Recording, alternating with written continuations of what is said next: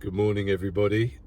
Wednesday, kind of D-Day in a sense. I'm not, I don't have any kind of nervous or anxious feelings. I'm sure everything will go according to plan later. And the important thing is it's according to my son's plans. And we're going to absolutely stick to what he wants. Well, obviously I'm really looking forward to it today, but no, I'm not sitting here biting my fingernails or having any particular kind of worries at all. It's just another day for me, and I think probably it's important not to kind of hype it and make a big deal out of it all. Obviously it is a big deal, but let's keep a sense of perspective, if for no one else's sake than my son's. I wonder how he's feeling today. He's at school. I would imagine he's a bit preoccupied, but I'm sure he's doing his work in class. When I spoke to him on Monday, he definitely gave me the impression that he's a conscientious young fella, and he wants to pull his weight and do the things that he's expected to do, and that's a great attribute that will serve him well, as long as he doesn't allow it to let him be pushed around. So yeah, I'll keep you posted, but I'm sure it'll be fine, and I'm really looking forward to it. I have been asked several times now to talk about bent screws in prison. There's no way all of this could fit into one 10-minute video, so we'll see how far we get. But if I go back and start right at the very beginning, there's all kinds of degrees of bent screw, and the first one I experienced was one who he was disclosing information about other prisoners to me and my lot in Belmarsh 21 years ago. And what he was doing was giving us the nod on people that were on normal location with us, who were actually charged with some kind of sex offence. And yeah, we used to go in on them, and you can imagine.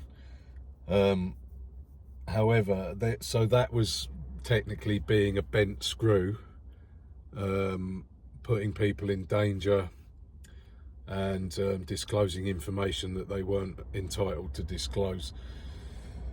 Obviously it's not a bent screw in the sense that we all think of, and I'll come on to that. But this guy, he shot himself in the foot in the end. He wasn't a nice person either, this screw, but we took his information and used it. But then what we discovered was that he was also just doing that to people who'd come onto the wing on Beirut, the induction wing, house block 3. And if he didn't like them, he was throwing them under the bus in that way. So one or two people got a bit of a hiding that didn't warrant, didn't deserve it. So as soon as we got wind of that, we binned the whole thing off. And it's out of order. It's really out of order, because you're taking some kind of personal interaction that didn't go well for whatever reason. And when I think about it now, it probably didn't go well for him, because he was generally an arsehole, and probably lots of people clocked that early doors like I did when I was there, and just thought and probably gave him some stick.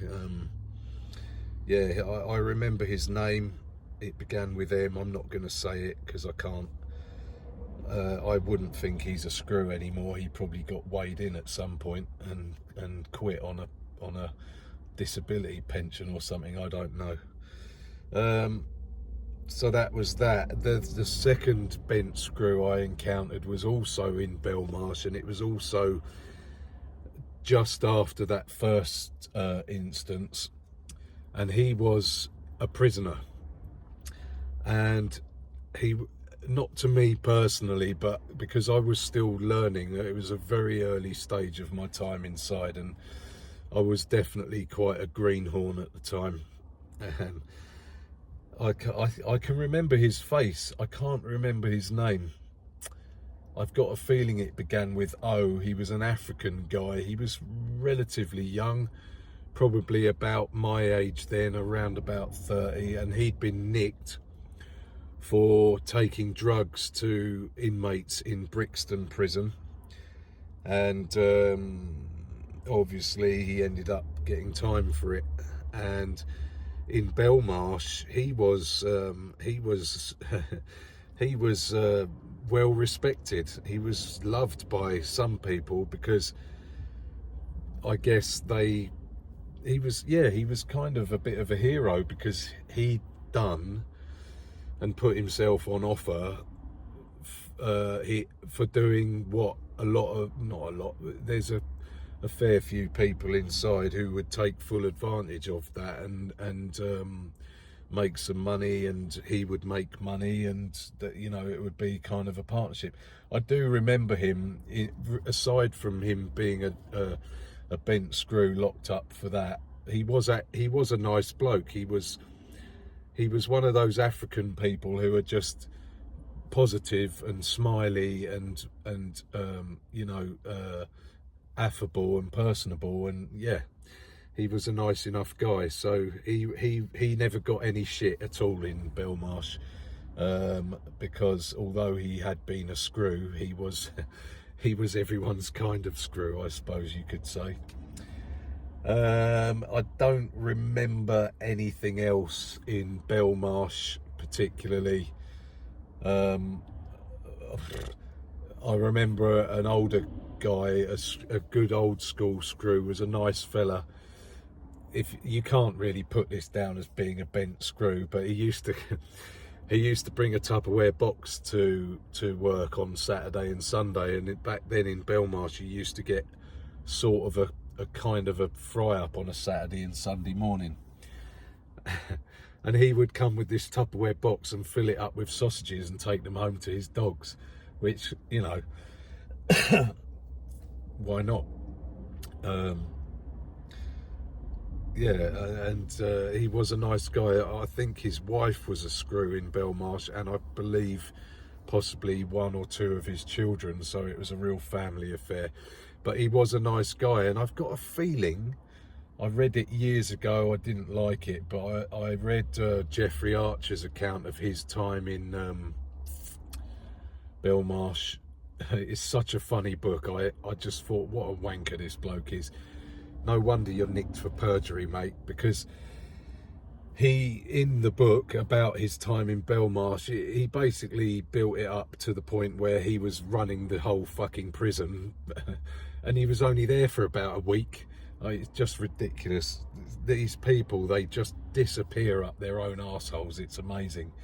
And yeah, so Jeffrey Archer's book. But that, I'm sure that prison officer, I won't say his name, but I'm sure he was mentioned as a good guy by Jeffrey Archer. Jeffrey Archer, who should know what a good guy is. He should try being one by the sounds of it. Anyway, so I'm going to stop this video now, and I will do more. Let's leave Belmarsh and we'll start with Swaleside, because those are the only little bits and bobs I can remember from my 2 years in Belmarsh. But I was in Swaleside for just shy of 4 years, and there were one or two much bigger events involving screws there, and when I come back I will talk about those. In the meantime, everybody have a nice day. Can I say thank you so much for all the positive comments about my meeting with my son today. It is a big deal, of course it is. I'm not going to make a big deal of it. Those things are two different points of view, ways of looking at it. It is a big deal, but we're just gonna go nice and steady and hopefully move forwards with it. I see absolutely no reason so far why that won't happen, and that's what I want. It's what I've always wanted, so we'll see.